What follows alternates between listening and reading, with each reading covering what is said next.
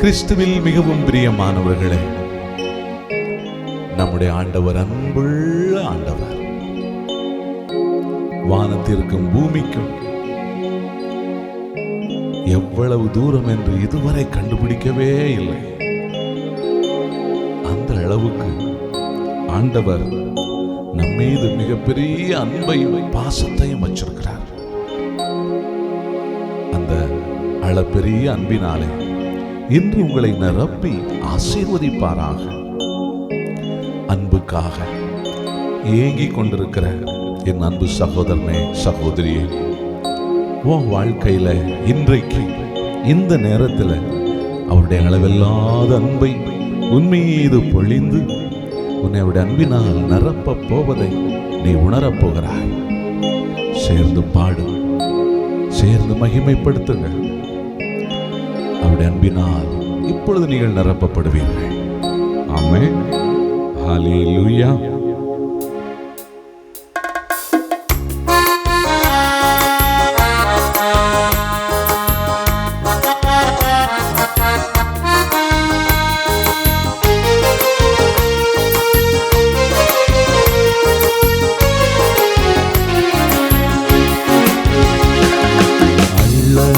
குறையாத அன்பு, ருசிக்க ருசிக்க தெவிட்டாத அன்பு, சொல்ல சொல்ல முடியாத அன்பு, இயேசுவின் இணையில்லாத அன்பு.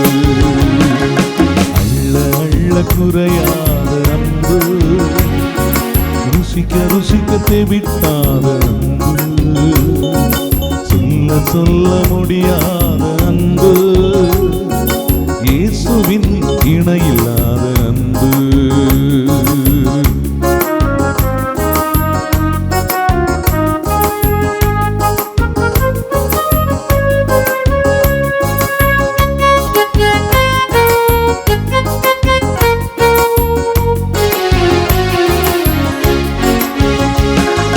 பெயரை சொல்லி அழைத்த அன்பு, உயர்த்தி வைத்த உன்னத அன்பு, பெயரை சொல்லி அழைத்த அன்பு, என்னை உயர்த்தி வைத்த உன்னத அன்பு, என்னை கவர்ந்து கொண்ட இயேசுவின் அன்பு, என்னை கவர்ந்து கொண்ட இயேசுவின் அன்பு.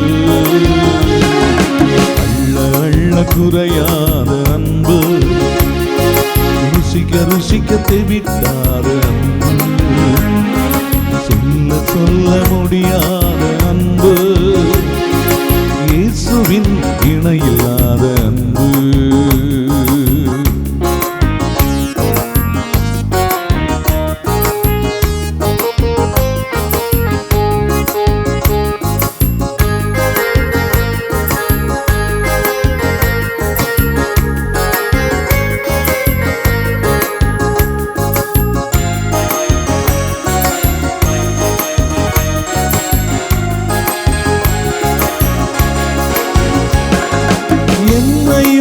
அபிஷேகித்த அன்பு, என்னை அதிசயமாய் நடத்திய அன்பு, என்னையும் அபிஷேகித்த அன்பு, என்னை அதிசயமாய் நடத்திய அன்பு, என்னை கவர்ந்து கொண்ட இயேசுவின் அன்பு, என்னை கவர்ந்து கொண்ட இயேசுவின் அன்பு. அள்ள அள்ள குறையாத அன்பு, ருசிக்க ருசிக்க தெவிட்டாத அன்பு, சொல்ல சொல்ல முடியாத அன்பு, இயேசுவின் இணையில்லாத அன்பு.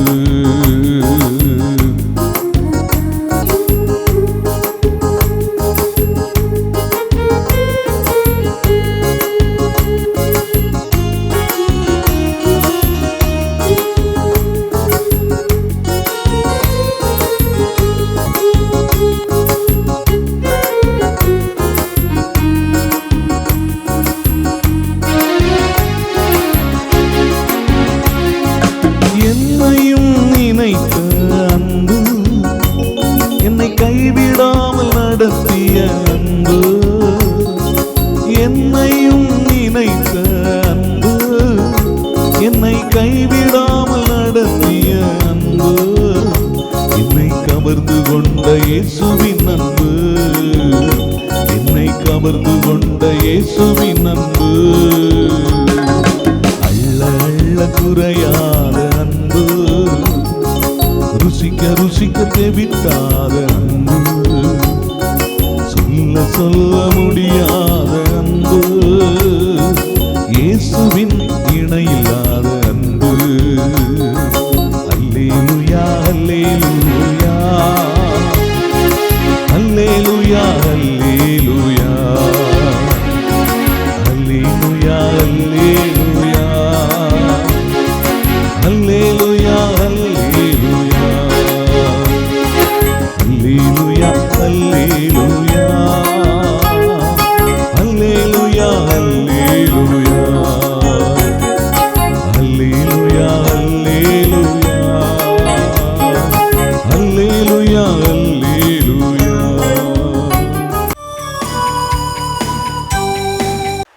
இயேசுவில் அன்பிற்குரிய சகோதர சகோதரிகளே, இந்த நாளில் உங்களை சந்திப்பதிலே பெருமகிழ்ச்சி கொள்கிறேன். ஆண்டவர் இயேசு உங்களையும் உங்கள் குடும்பங்களையும் ஆசீர்வதிப்பாராக. இந்த வெள்ளிக்கிழமையிலே இருதய ஆண்டவருக்கு ஒப்பு கொடுக்கக்கூடிய ஒரு அருமையான நாளில் ஆண்டவருடைய அருளும் ஆசீரும் உங்களை நிரப்புவதாக.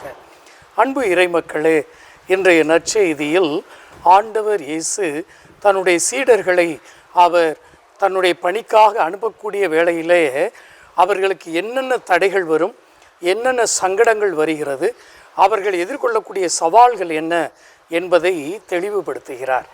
அப்படின்னா இந்த ஊழியம் என்பது, ஆண்டவருக்காக செய்யக்கூடிய இந்த ஊழியம் என்பது ஏதோ சாதாரண விஷயம் அல்ல, அல்லது ஒரு மகிழ்ச்சியான காரியம் அல்ல, மாறாக சவால்கள் நிறைந்தது, துன்பங்கள் நிறைந்தது என்பதை தான் ஆண்டவர் இன்று இதை நமக்கு எடுத்து கூறுகிறார்.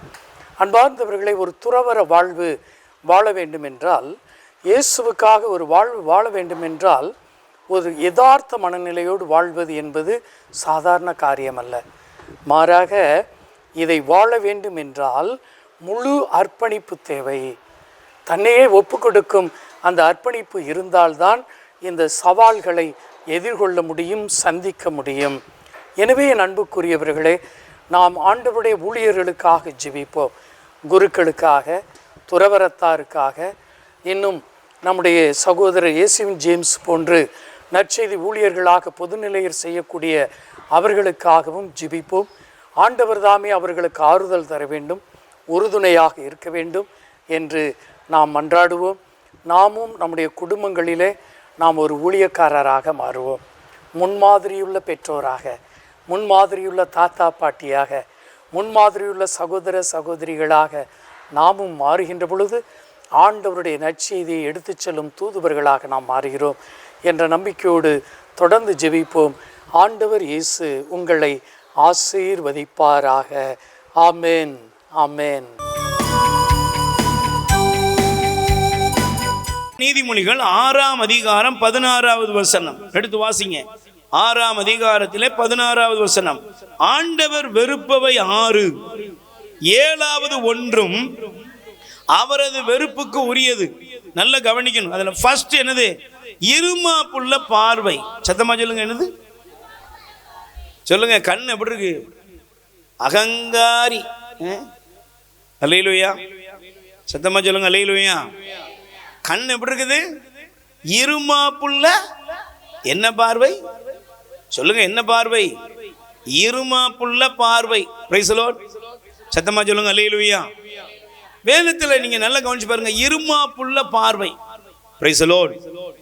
நீங்கள் தயவு செய்து நீங்கள் எடுத்துக்கொள்ளுங்கள் தானியேலின் புஸ்தகம். தயவு செய்து தானியேலின் புஸ்தகத்தை எடுத்துக்கொள்ளுங்கள். ஆண்டவர் இந்த பகுதியில் நமக்கு சிறப்பான ஒரு காரியத்தை காண்பித்திருக்கிறார். அல்லேலூயா. சொல்லுங்க. அல்லேலூயா. நீங்கள் தயவு செய்து அதில் 4ஆம் அதிகாரம் 4ஆம் அதிகாரத்திலே 29வது வசனம். ஓராண்டு சென்ற பின் ஒரு நாள் அரசன் பாபிலோன் அரண்மனையின் மேல் மாடத்திலே உலாவினான். Price the Lord. சத்தமா சொல்லுங்க. அல்லேலூயா. கைகளை உயர்த்தி சொல்லுங்க. அல்லேலூயா.